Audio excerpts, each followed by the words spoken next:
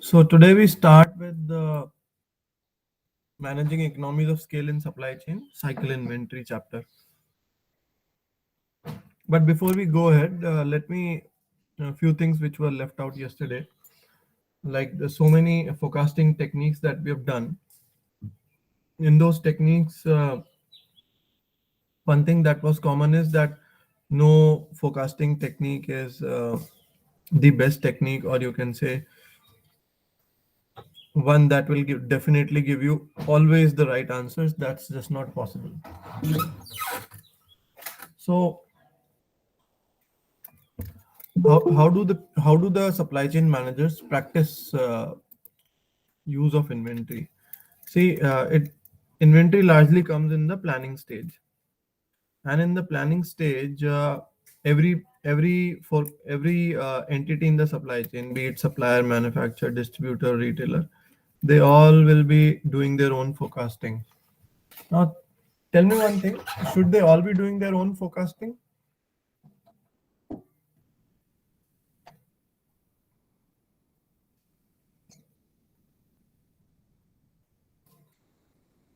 Now that we have done so much of supply chain management, read about it, what is the correct way of doing forecasting? How it should be done in a supply chain?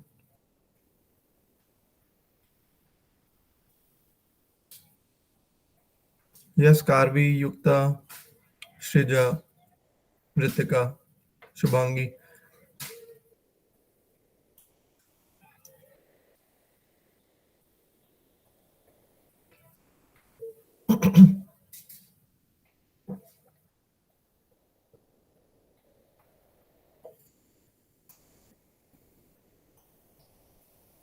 What I mean to say is that if, let's say, there's a supplier, manufacturer, distributor, retailer, and customer.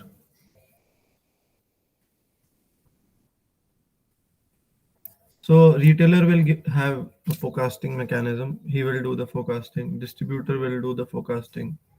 Manufacturer will do its own forecasting, and supplier will do its own forecasting. But what is the problem existing in this?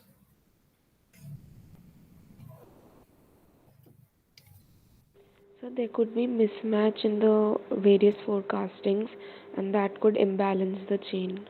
Exactly. So right now they are in their own silos. They're not talking to each other. They are just communicating what is my demand. Basically, what is my demand? Manufacturer is telling, distributor is telling to manufacturer, retailer is telling to distributor, and customer is also walking in and asking for all the things. So ideally, what should be the best situation is that there should be a common platform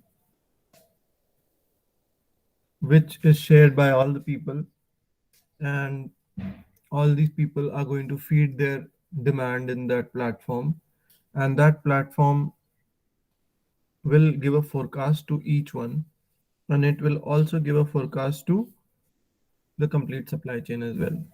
So we call that as a CPFR.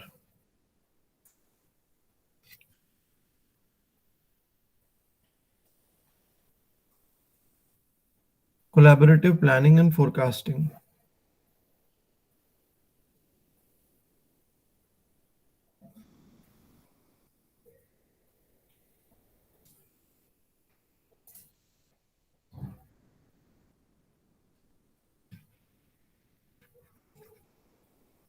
Collaborative planning and forecasting and collaborative planning, forecasting, and replenishment.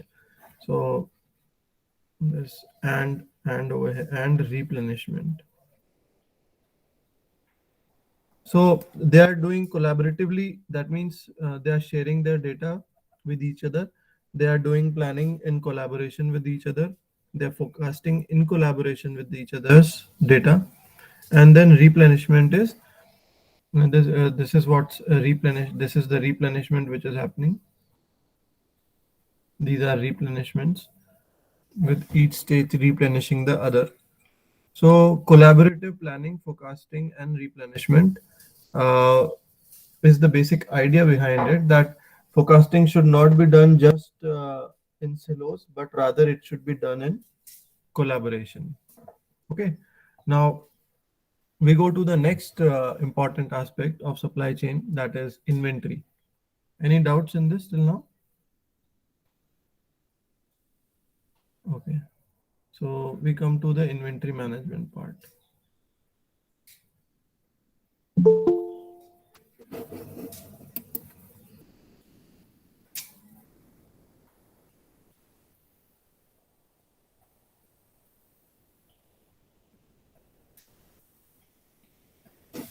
Now, why do we carry inventory? First question from all of you. Why why do we have inventory?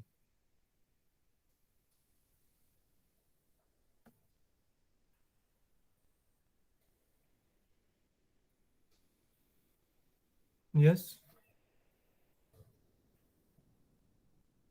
Karan, why do we keep inventory? Shubhangi, So that we can always meet the customer needs and do not fall short on the supply. so meet customer needs. One, avoid shortage.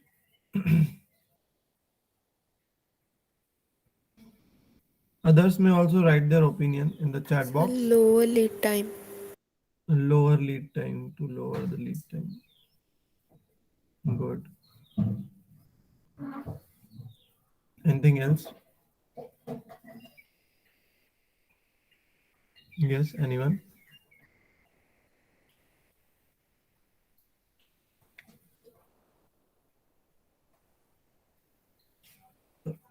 But the central reason still is pending. No one has talked about that. Why do we keep inventory? I'm asking all of you guys. There's one more reason which is there to be answered.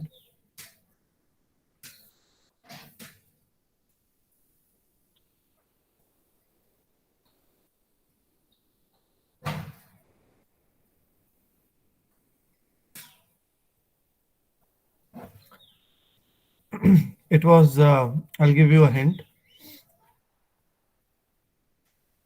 Uh, it was about second start of the second revolution.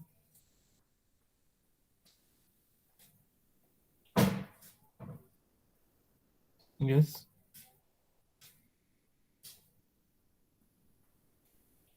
Okay, why did the second industrial revolution start? Let's go back. Let's take it from their answer.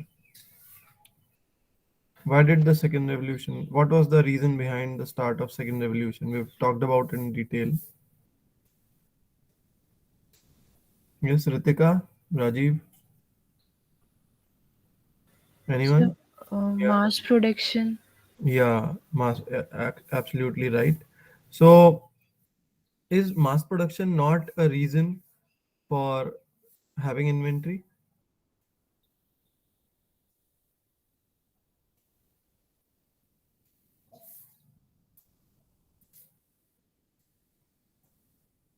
Yes, guys. Yes, sir. Yes, sir. So, what do we say? There's a term associated which I have often used earlier. Why in mass production we need to have larger inventory?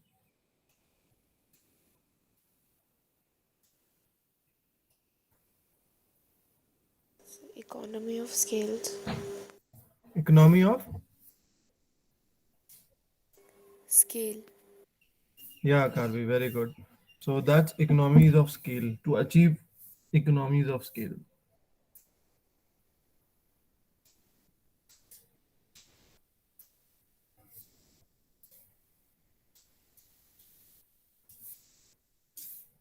this is the central theme behind the inventory.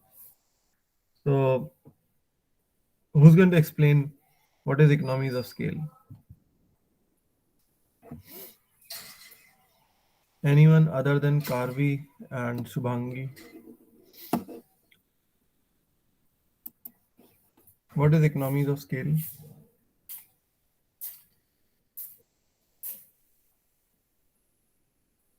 Yukta, you are there. Yes, sir. So can you tell Sir, what is yes, sir. Uh, sir, um, it means when like advantages, like profit is there in the company. So, sir, I don't know much about it. see, we practice economies Sir, of I scale. think sir, what I understand is that when like finances spread over inventories and then profit is gained, so that production and their management is efficient. Okay, not exactly there, but good try. Anyone else? Rajiv? Sir, economies of scale must be a cost advantages companies experience when production becomes efficient. Means they have a spread of large amount of goods. Good, good. Can anyone give example? Shubhangi or Karvi? So, if we go out and buy, say, 1 kg of rice every time we need to make rice, then we are will the cost of transport and everything is added each time we go out. But whereas if we go and buy, say, 50 kgs or 40 kgs rice at the start of the year, then the cost of transportation is decreased, and so that is actually economies of sale. So basically we are trying to sell more and at lower cost to get more profit. Yeah, very good. So what we are trying to do over here is we are trying to reduce the fixed cost per unit. So if you are transporting, let's say, I'll just take this. Let's say in 1 month you are consuming 100 kg, or let's say 90 kg. Okay, so per day, let's say it's a hostel or something. So per day consumption is 3 kg, right? Is 1 month over here. So if you go to market to purchase this 3 kg daily, that there is a transportation cost of 100 rupees. Now that petrol is also expensive. Okay, so the total cost would be, mm, let's say the per unit cost of this thing is 1 kg cost of this thing is 100 rupees. So this will be 300 plus 100. Okay, so that makes it 400 rupees per day. Uh, so the total cost per in a month will be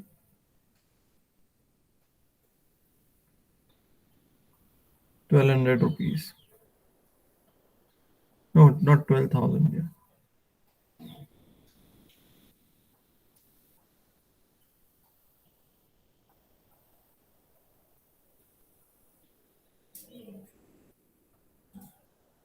Right? Am I right? Is this calculation correct? 400 kg, right? And this is 1 kg. So the next is other option. So we take 90 kg together.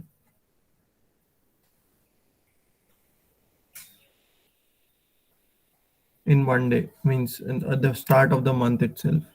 So what will be the cost?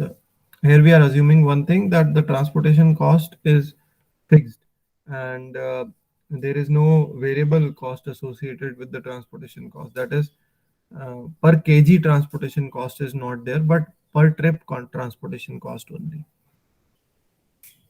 So if we take 90 kg together, the cost will be 90 multiplied with 100 plus 100 units of transportation cost. So it will be 9100 rupees. Okay.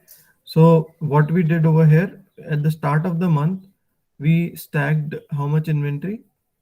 We stacked 87 kg of inventory initially itself because the 3 kg will be used on that day itself. So 87 kg is an inventory which we were carrying, and then every day it's going to reduce.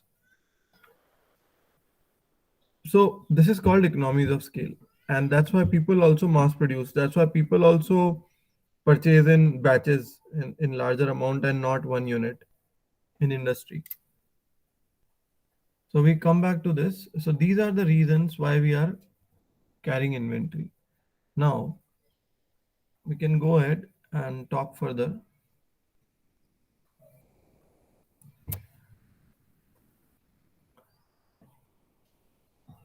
Three types of inventories are there.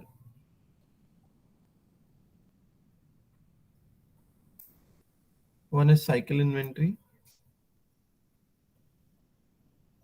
one is safety inventory, and the third one is seasonal inventory.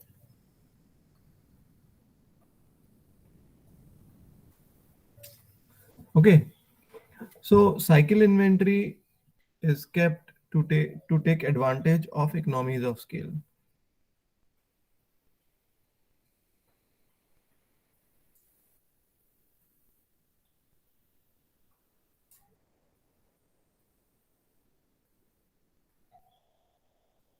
That means whenever you are placing an order in larger quantity than what is required,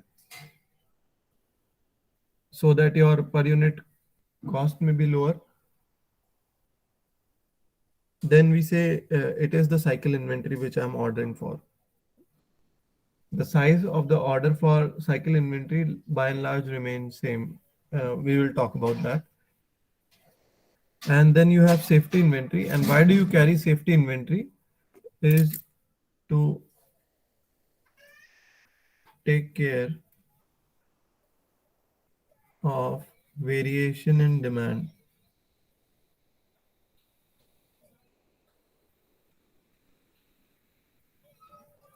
during the lead time.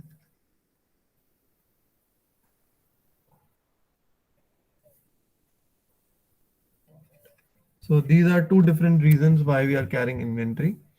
One, I mean, three different types of inventory is there, but basically cycle inventory and safety inventory are the main components of a type of a product, inventory of a type of a product which is there perennially, means throughout the year which is being used. But seasonal inventory is kept so that you may not have to carry the inventory the whole time and only during the seasons, which is slightly different from these two, only during seasons.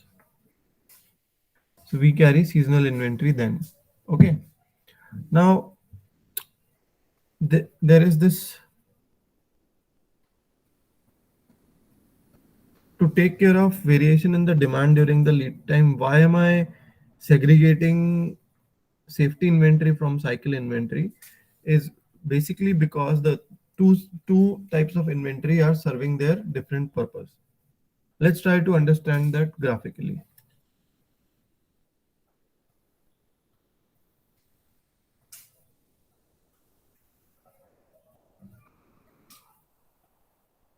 So let's say we start right now, we are assuming that there is no lead time, so lead time is 0. Okay, that means as soon as you place an order you get it. Okay, and the replenishment is also instantaneous. Let me tell you what is instantaneous. So let's say we start with quantity q on y-axis, and here is the time. Now as the time progresses, your inventory depletes. Okay, and it goes to a 0 level, and we are assuming here instantaneous replenishment. We are assuming instantaneous replenishment. Instant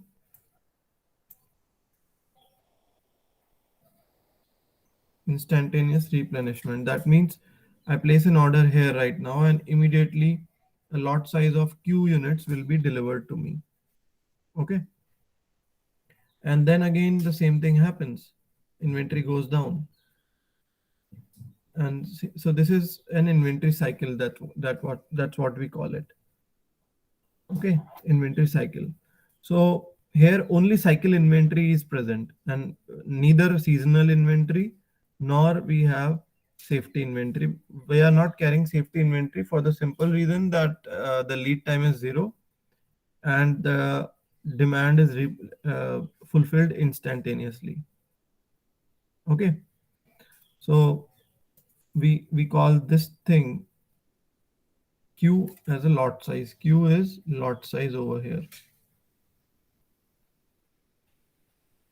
And this is one period in, or you can say cycle time. Cycle time means the time between the replenishment and the total consumption of the inventory is the cycle time. Now what happens actually is something different.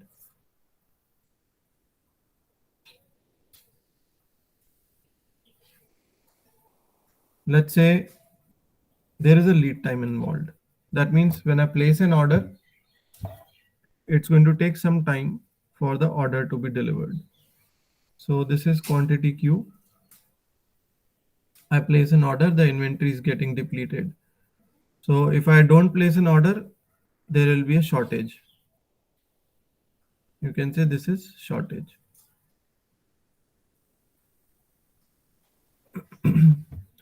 Okay. So what do I need to do? I need to, let's say in the next cycle, you will take care of it. So now you decide that there should be no shortage. So this much amount of demand, this much amount of inventory should be there with me, and I should be placing an order in advance such that I find out a reorder point. ROP, reorder point.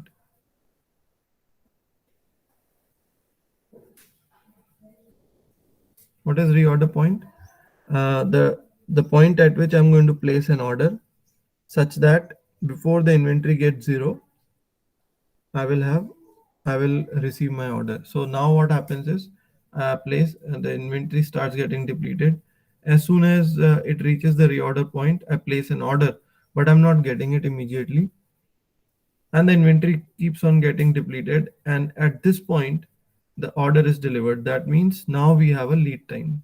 That is time between when I place an order and I received the order. So now the inventory gets over here. Okay, so this is the reorder point. Okay, so we see this is the, so what is the demand during the lead time?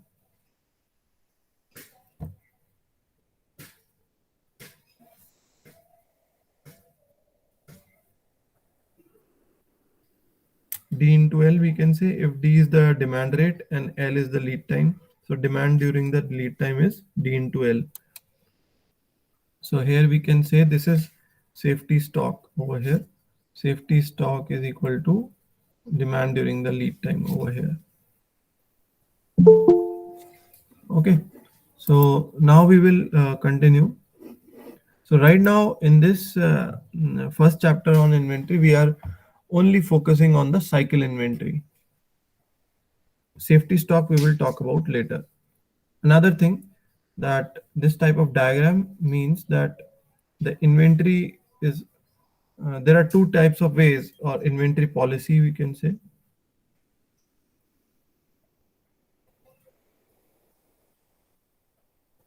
There are two main types of inventory control policies. One is continuous replenishment.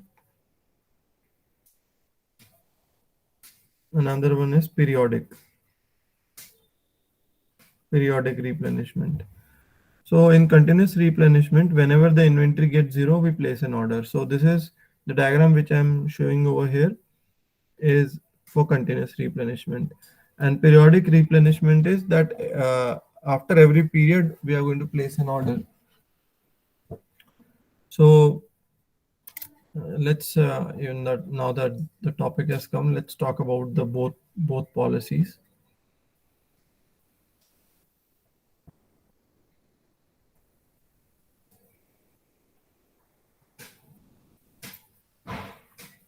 So continuous replenishment and periodic replenishment. So in the continuous replenishment, whenever inventory is zero or it reaches reorder point, we place an order. And in this periodic one, when T is equal to K, you can say place order, irrespective of how much quantity we have, place order. Okay, so it depends if your demand is varying. So at times you may be having larger inventory, sometimes you will be having lesser inventory. And in continuous replenishment, you'll be ordering fixed amount of quantity only. So Q is fixed in this case, and in this case Q varies. That is the lot size varies. Here Q is fixed. So in periodic the time is fixed, and in continuous Q is fixed but the time is not fixed. Time of placing an order is not fixed. So what kind of products are good to be monitored with continuous review policy? Can you tell? What type of goods are good to be monitored with continuous review policy?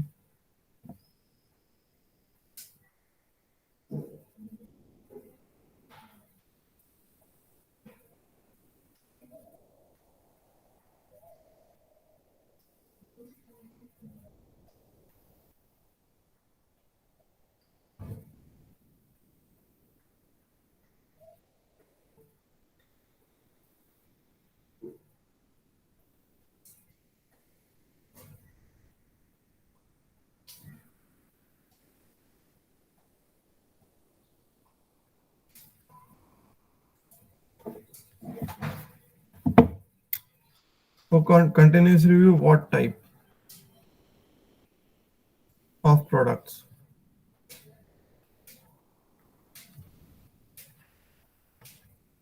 What type of products are suitable for continuous review? Sir, grocery items. Okay. Why do you think so?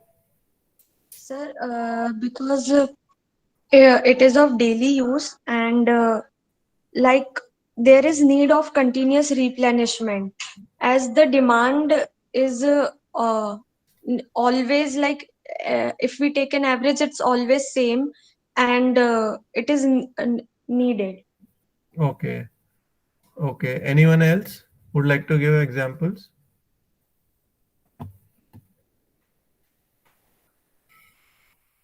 Okay, I'll talk about product now. So milk. Okay, so milk, you would like to do continuous review or periodic review? Sir, periodic review. Okay. Uh, Mobile phone.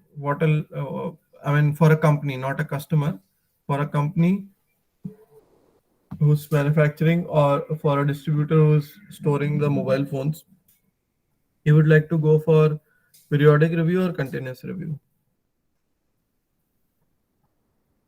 Yes, Sir, Shrija. Sir, Yeah.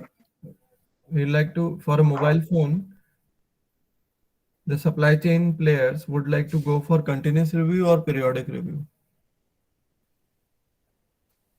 maybe periodic. Anyone would like to counter this? Sir, continuous review, I think, because when uh, the quantity will like when stock of the mobile phones will be finished, then it will be replenished. Because if we will uh, do this according to time, then it is not necessary that sale of that particular mobile phone is good or not. Very good. So you might pile up a lot of inventory if you're doing periodic review, and the shelf life of the mobile phones is very short. I mean, the technology wise, because it is technologically volatile product. So general guideline is that for highly valuable products we should go for continuous review policy. Because if you are doing periodic review policy, the first thing is that uh, you will have to carry inventory, and valuable products, there is a capital associated with that. So what's wrong with carrying inventory? Let's try to uncover that cost, then we'll come to this discussion again. So what are the components of inventory carrying cost? Inventory carrying cost, what are the components of inventory carrying cost? So you can say first is the capital. Why capital cost is associated with inventory carrying cost? Anyone? Okay, I'll give you one example. Let's say you have 1,000 rupees. So you have three options. You keep the 1,000 rupee with you in your pocket.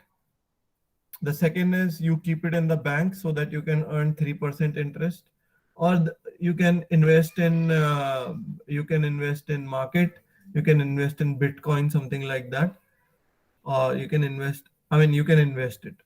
So which of the three options is the best? We can say one thing that the which gives us a good return, right?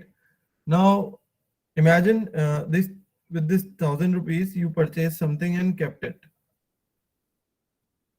Okay, and you are not using that thing also, because for someday you have kept it, and I mean, not, you don't need it right now, but you may need it in future someday or the other. But it's not like that thing is out of stock or anything, but you just purchased it and kept it. So in a way, you could have invested this money and grown your money, but you did not do that. The same thing happens with the companies, that their investment, uh, which is, I mean, if when you're purchasing inventory, keeping inventory, your capital is stuck and you are actually not earning. So it is a loss of 5 to 8%, you can say, if you are not investing. Basis, you are losing 5 to 8% of that amount which you could have invested, but instead you made something and which is not giving you any return until it gets sold. So this is the biggest inventory carrying cost. Inventory is also said as a necessary evil in industry. I mean, you have to practice it, but it is an evil thing to do. Okay, so one is capital cost. Also, a company who's making a car, okay, will store it in the warehouse, and let's say fire breaks out, all the production will be lost. So what do these people do is, there is mandatory insurance policy associated with the production. So insurance cost. So until this product is sold and you start bearing the insurance cost, or you take the insurance or not, that's your choice. But as long as company is keeping it, they have to insure the inventory. They have to take insurance for the inventory. So there's an insurance cost associated with that. Then you have pilferage cost.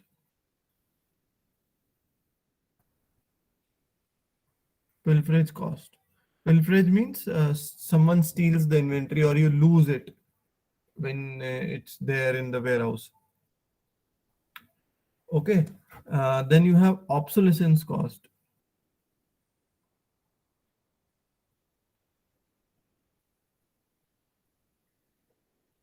So obsolescence cost is something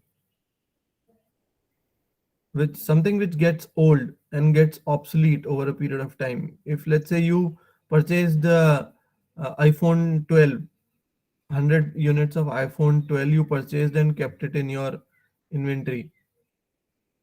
Okay. Now that what happens is, can anyone tell what is the cost of how much there is a drop in the price of iPhone 12 after the introduction of iPhone 13? Anyone?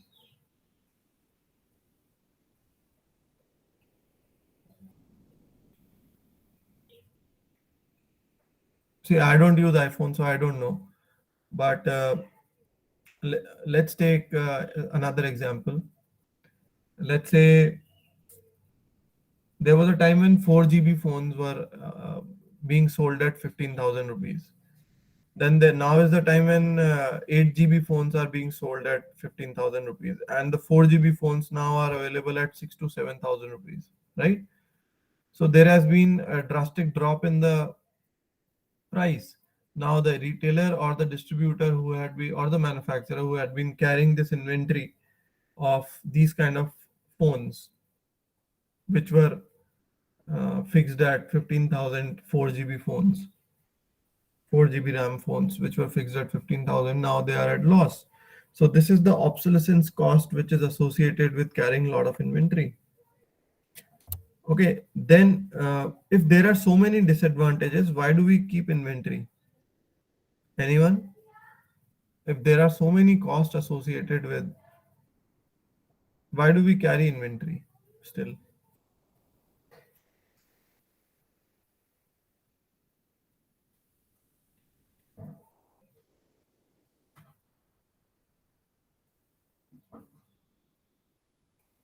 Anyone?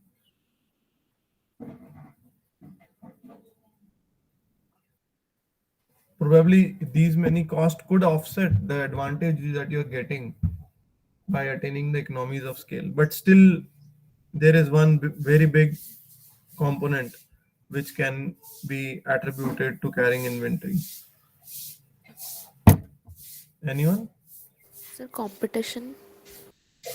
Okay, let's say if you what happens in the competition? I mean, you are nearly correct. So what if you don't carry inventory? How do you lose the competition? How do you lose the competition? So like when you have the order, but you don't have the product to deliver. Okay. So okay, I did not deliver it. So the customer is going to purchase from the another one.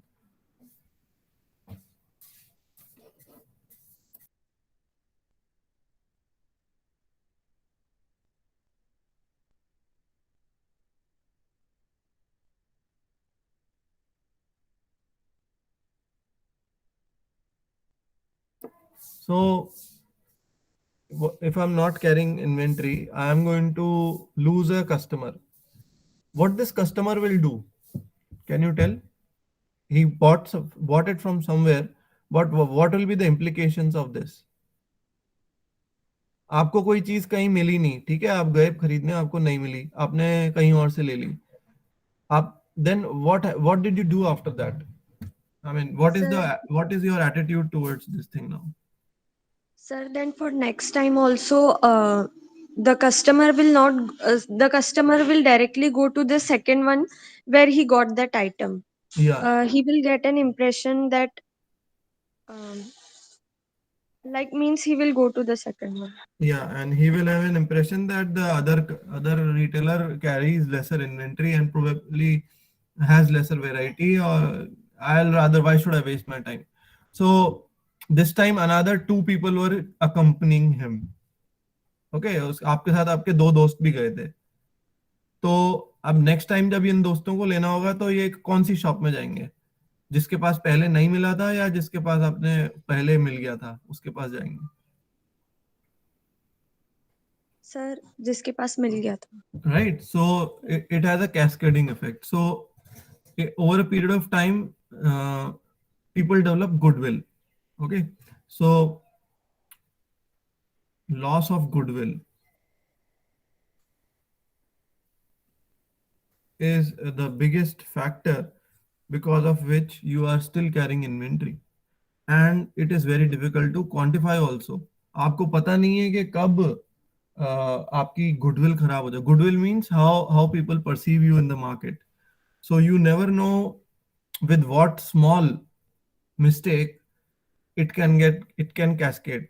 Let's say आप बहुत बड़े social media में आप ये हैं, that shopkeeper को तो पता नहीं है, बट देन आपके बहुत सारे सोशल मीडिया में कनेक्शंस हैं. आपने एक शॉप की ये कर दी है कि okay I purchase this thing from this shop and I feel very good, तो बाकी आपकी फॉलोइंग वहीं पे जाएगी, राइट? सो इन्फ्लुएंसर्स यही तो करते हैं, they create a goodwill for the brand और something. You see many people, you see Bollywood stars, Kareena Kapoor लिख के देती है कि आप इनसे एक्सरसाइज कर लीजिए, इनसे स्टॉक मार्केट के टिप्स ले लीजिए, फिर आप उनको फॉलो करने लग जाते हैं, फिर उनके यूट्यूब सब्सक्राइबर बन जाते हैं. So that you never know, small things can lead to bigger things. It can lead to bigger advantages. It can lead to bigger losses also. So there you would not like to take chance, at least on this part of carrying inventory.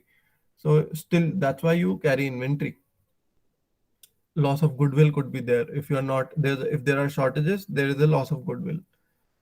Okay, and all of you must have experienced this in your lifetime, that you tend to be inclined towards certain retailers because you got whatever you wanted from that place. Okay, so we will continue our discussion back on continuous and periodic review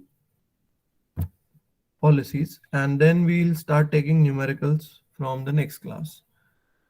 Okay, now one advice, Karvi, please communicate it in the group that at least 3 people should be ready. 3 groups should be ready with the presentations on every turn. In every class after Yeah. after Diwali, right? Are you guys also having a midterm break?